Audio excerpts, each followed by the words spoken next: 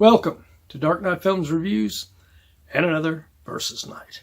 Tonight, I will be comparing Spartacus from 1960 versus El Cid from 1961.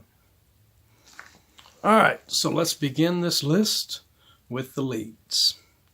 Spartacus stars Kirk Douglas and Laurence Olivier. El Cid stars Charlton Heston and Sophia Loren. Now, both of these films have excellent leads. Kirk Douglas is amazing in Spartacus. His portrayal of that character, he makes you immediately get on his side, and you're wanting to see him succeed in the story. And the same could be said for El Cid, as Charlton Heston is highly likable in his role as Rodrigo Diaz de Vigla. So, the leads, the lead characters, that's pretty rough. That's hard to pick one between those two because they were both damn good in these films. Our co-leads in there, Laurence Olivier is pretty damn good as Crassus in Spartacus. Sophia Loren is the love interest in El Cid to Charlton Heston. Cool, kind of. I mean, early in the film, it's just weird because it's one of those films where the leading lady hates your leading man early in the story. And then as the story progresses, she all of a sudden gets this love for him. And, those stories always irk me because it's this hatred toward the person. I hate you, and everything, and then they all of a sudden, turn, which I like the fact that that same thing that was done here in El Cid was parodied later on with Army of Darkness, with Mbeth David's character hating Ash early in that film and then falling in love with him. It's so it's like it's a very cliche thing to have in there, to where if you're going to have the characters be the character fall in love with him, don't put this hatred thing early in the story to where all of a sudden they go from hating them to all of a sudden loving them.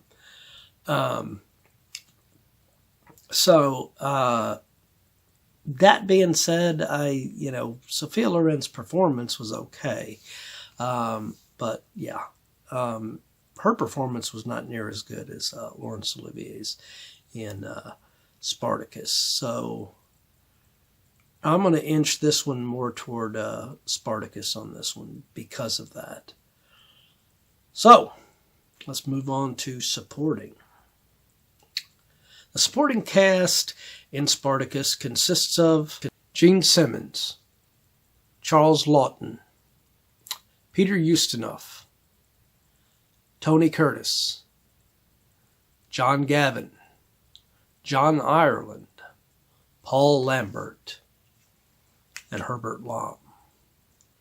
Supporting cast in El Cid consists of Herbert Lom, Rafe Ballone, Genevieve Page, John Fraser, Douglas Wilmer, Frank Thrigg, Michael Hordern, and Andrew Cruikshank. Now this one, it's ironic that you have Herbert Lom in both of these films. Now in El Cid, Herbert Lom has a bigger role. He's only playing like a pirate character in Spartacus and doesn't get a lot of screen time. Whereas he is the main Moorish villain in there against Charlton Heston. So I've always loved Herbert Lom. So his portrayal in both of these films, even though, like I said, he got a smaller role in Spartacus, but his role is still really good.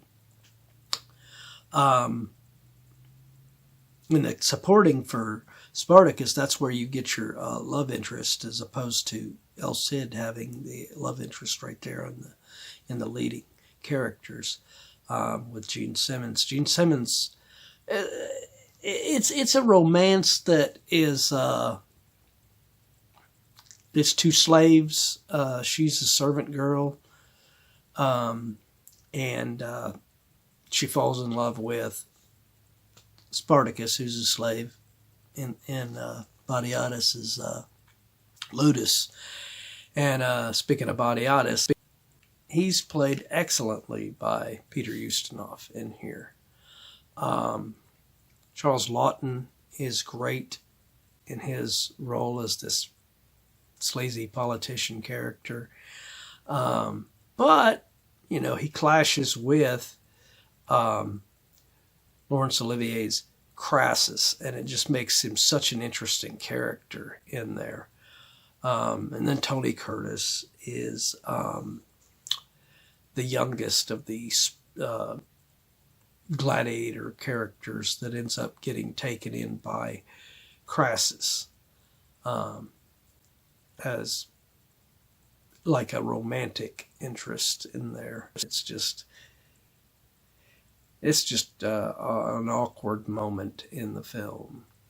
Whereas in El Cid, there's not many really bigger names the way it is with Spartacus in there. Rafe Fallon is pretty interesting in his role in there. And then you have Genevieve Page in there playing a pretty interesting role as well. Andrew Cruikshank is pretty annoying and good in his role. He's really good at playing those kind of characters. But I'm going to have to go with, I think, Spartacus on this one, just because of the sheer star power that film had in it. Even though I didn't agree with the storyline idea that they went with Tony Curtis and Laurence Olivier. They could have done without that, and I think Spartacus would have been a better film for it. All right, so let's move on to story. The story for Spartacus consists of a Thracian slave named Spartacus leads an uprising against Rome. And the story for El Cid consists of a Castilian warlord named Rodrigo Diaz de Vivar battles betrayal and corruption in his own homeland while battling against a Moorish army. Now, as much as I like Spartacus, the slave revolt, although it's exciting, I think it suffers because of not being able to do as big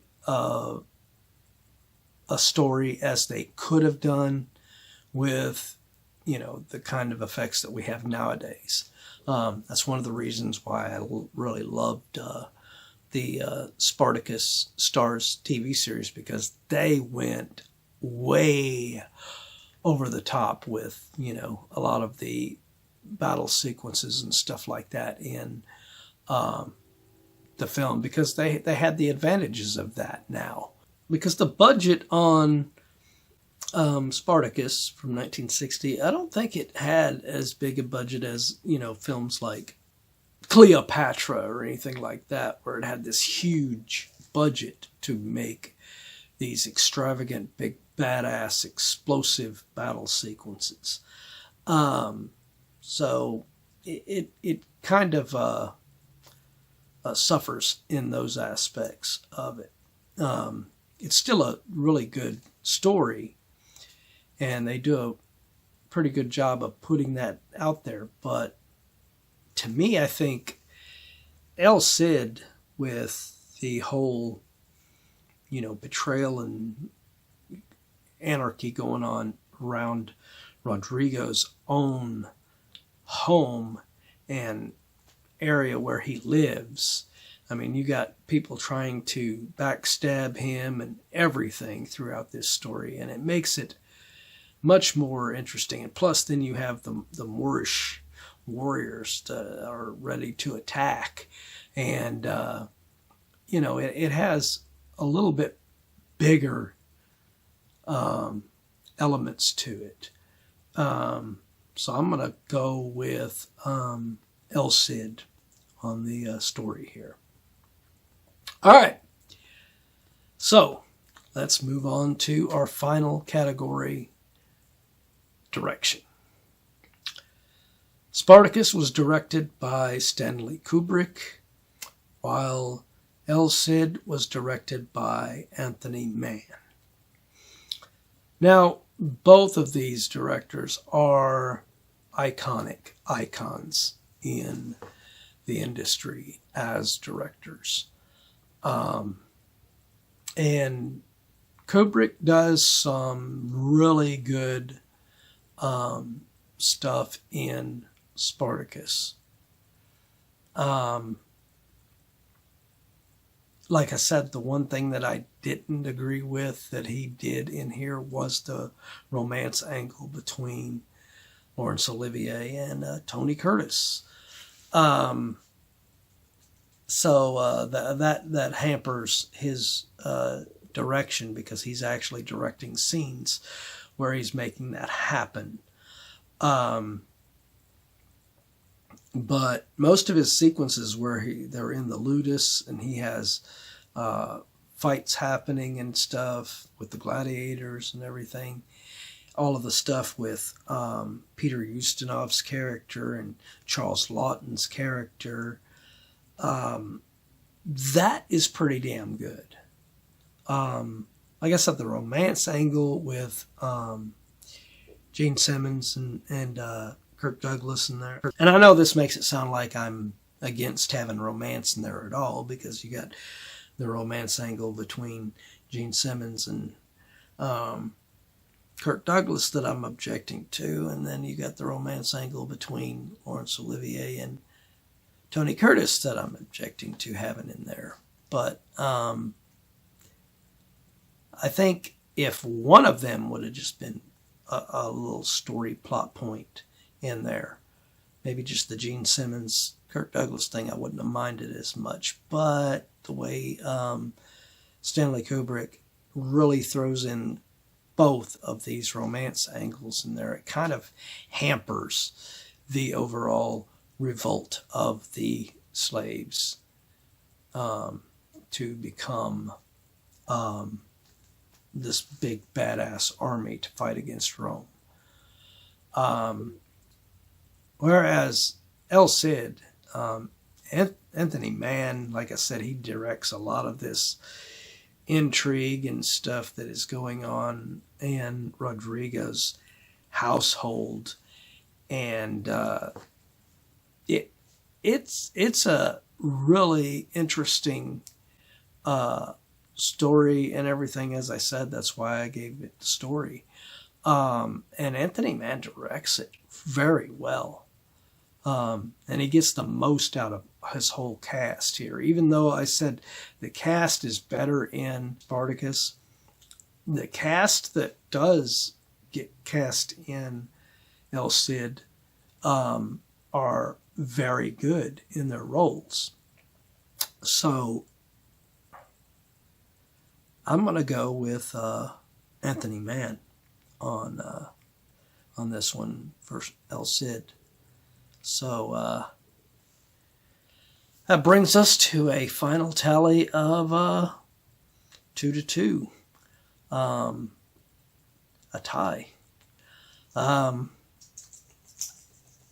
So if I was to do a tiebreaker here, I think it's fairly obvious which one would win here by the end of this.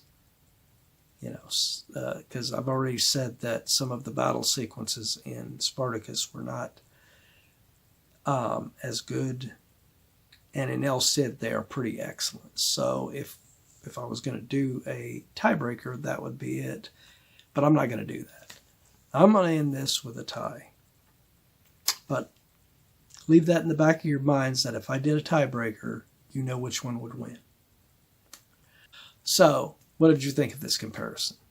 Do you agree with my assessment on this one? Do you disagree? Let me know in those comments down below. And as usual, if you enjoyed this video, do not forget to like, share, and subscribe. And don't forget to click that bell icon so you can be notified about future videos just like this one. And while you're by the subscribe button, click that join button and become a Dark Knight fan. Well, that's the end of another Versus Night. If you missed last week's Versus Night, check out the link up in here. Or if you've missed any of the other Versus Nights, check out our playlist and see anything that you have missed.